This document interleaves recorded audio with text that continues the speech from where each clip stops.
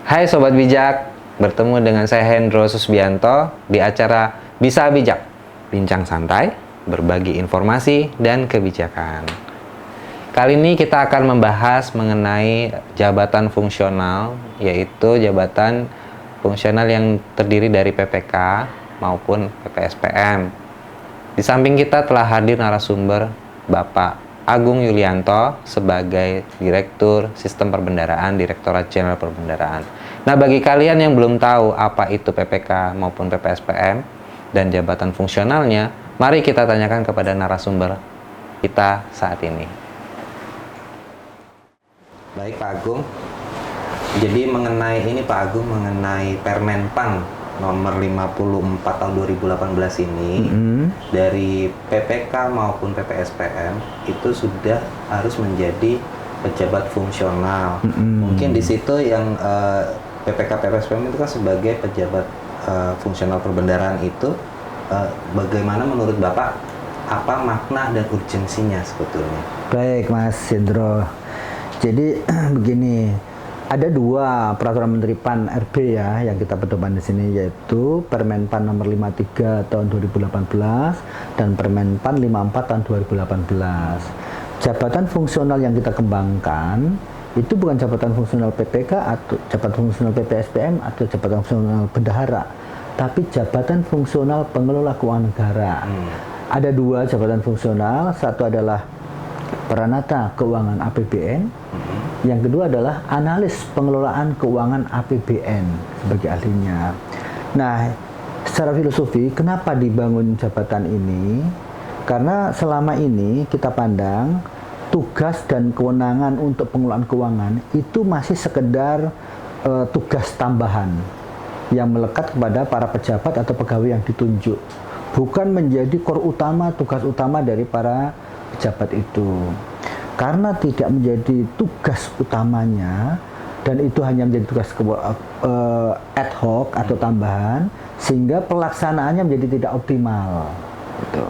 Nah, yang kedua, selama ini juga tugas-tugas untuk menjadi pengelola keuangan baik PPK atau PPSPM itu bukan pilihan karir. Dia hanya melaksanakan tugas karena ditunjuk dan ditugaskan oleh atasan, sehingga dia tidak bisa optimal untuk mengerjakan itu.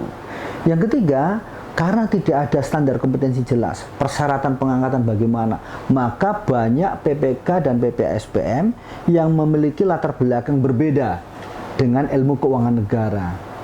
Ada mungkin dari pendidikan guru, ada dari pendidikan yang non ekonomi, non administrasi, non hukum, harus menjadi pengelola keuangan. Nah, ini yang perlu diperbaiki, sehingga perlu dilembagakan itu jabatan pengelola keuangan APBN dengan sebuah jabatan fungsional, sehingga maksudnya tadi jelas supaya optimal pelaksanaan pengelolaan keuangan negaranya. Betul. Ya. Iya. Sekarang mungkin kalau bisa dibilang Pak, kenapa dari sisi jabatan fungsional itu kan harus ada sertifikasi kompetensinya. Jadi mungkin yang bisa diceritakan itu sertifikasi kompetensi itu sebetulnya untuk apa? Gitu? Oke. Sebelum itu mungkin saya sampaikan Mas ya, kenapa kok PPK atau PPSPM harus dibuat standar kompetensinya? Ya. Jadi satu, memang sesuai dengan amanat peraturan perundang-undangan, bahkan dalam Undang-Undang Nomor 1 Tahun 2004 tegas di sana, salah satu pengelola keuangan yaitu bendahara pengeluaran dan bendahara penerimaan itu adalah pejabat fungsional.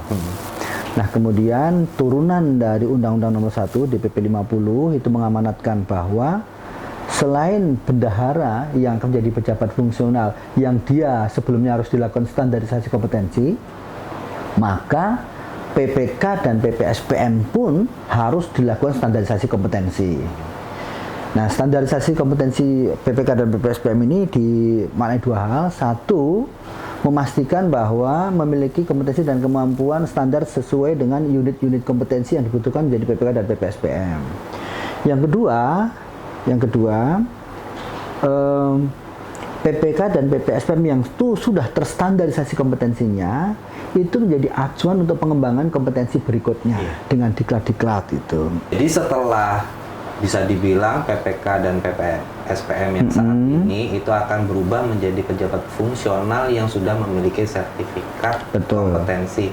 Sehingga mungkin Bapak bisa jelaskan keunggulan-keunggulan di mana pejabat fungsional yang berkompetensi dengan yang sebelumnya dulu belum ada kompetensi. Mungkin ada dari sisi pembaruan itu akan timbul keunggulan apa? Oke Mas, terima kasih ya.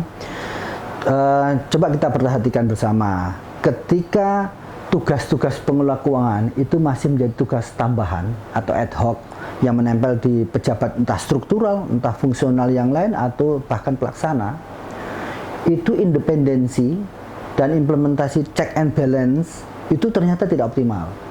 Karena apa? Ketika memutuskan tugas itu atas dasar kewenangannya jalan atau tidak jalan, disetujui bayar atau setuju bayar, itu sangat dipengaruhi oleh struktur organisasi itu.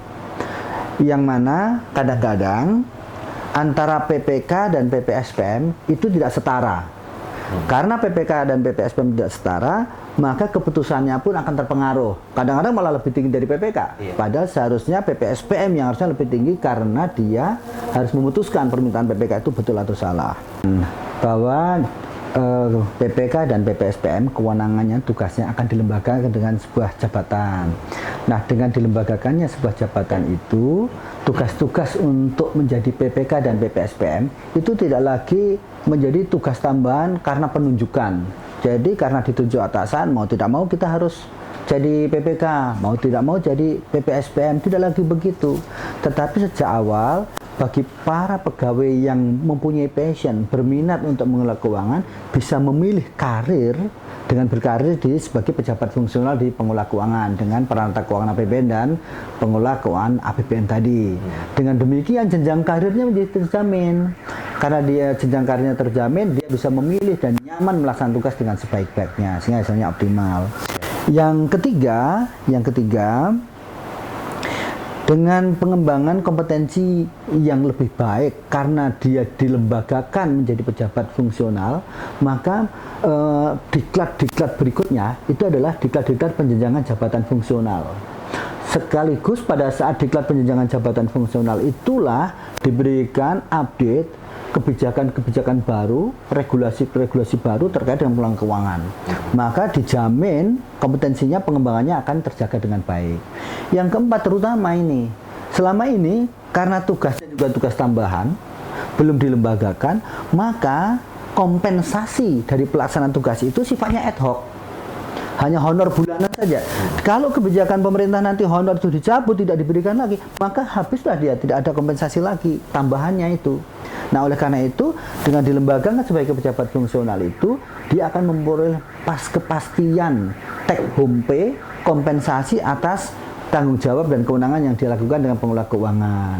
Baik dari tunjangan fungsionalnya, tunjangan kinerja sesuai dengan kelas jabatannya, dan mungkin juga nanti kesempatan-kesempatan tambahan penghasilan yang lainnya. Itu Mas. Oke. Ya. Baik Pak, kalau itu sih sudah, jadi memang itu pilihan ya, dari awal itu memang pegawai tersebut memilih untuk menjadi entah dia sebagai fungsional PPSPM ataupun fungsional PPK. Mungkin yang bendahara juga nanti akan seperti itu. Iya, sama. Betul. Nah, kemudian dari ini Pak, sisi pengangkatannya, dulu itu PPK maupun PPSPM itu diangkat oleh KPA-nya. Iya, betul. Nah, bagaimana dengan yang keadaan sekarang ini? Apakah di kantor tersebut, instansi tersebut butuh PPK dan PPSPM, siapa yang mengangkatnya gitu? Dan juga nanti mungkin kalau ke belakangnya bagaimana memberhentikannya? Mungkin bisa dijelaskan. Oke, Mas Indro. Jadi tadi di awal saya sebutkan ya bahwa yang dibentuk itu bukan pejabat fungsional PPK atau pejabat fungsional PPSPM, tapi yang dibentuk adalah pejabat fungsional pengelola keuangan APBN. Dia bisa peranata keuangan APBN, bisa pengelola keuangan, analis pengelola keuangan APBN. Nah, untuk semua pegawai yang direkrut menjadi pejabat fungsional, baik peranata keuangan APBN maupun analis pengelola keuangan APBN ini, maka dia punya 5 unsur. Satu adalah unsur penguji dan penyelesai tagihan, satu adalah unsur untuk pembuatan komitmen, unsur lagi kebendaharaan, unsur lagi yang lain adalah analis laporan keuangan, dan satu lagi unsur administrasi pengelolaan belanja pegawai. Jadi fungsi-fungsi dan kewenangan PPK dan PPSPM itu adalah menjadi bagian dari unsur-unsur di jabatan fungsional peranata keuangan APBN dan pengelola keuangan APBN. Karena ini jabatan fungsional, maka mekanisme pengangkatannya adalah mekanisme pengangkatan pejabat sebagaimana berlaku di ketentuan pengangkatan pejabat fungsional. Yang mengangkat adalah pejabat pembina kepegawaian. Prosesnya ya rekomendasi, informasi, pengusulan dan seterusnya adalah prosedur yang normal sesuai pengangkatan pejabat fungsional di bidang kepegawaian. Nah, untuk kapan dia menjadi status PPK? Kapan dia menjadi status PPSPM? Pada saat dia menjadi pejabat fungsional itu bisa diangkat oleh KPA dengan SK penetapan dia sebagai PPK atau juga dengan SK penunjukan KPS sebagai PPSPM. Atau juga oleh kepala Satker sebagai bendahara. Apapun posisinya dia tetap pejabat fungsional peranata keuangan APBN atau analis pengelola keuangan APBN. Jadi tidak ada perbedaan antara yang setelah PPK jadi fungsional dan PPS menjadi fungsional dengan sebelumnya. Tetap itu harus berdasarkan penunjukan dari KPA. Ya.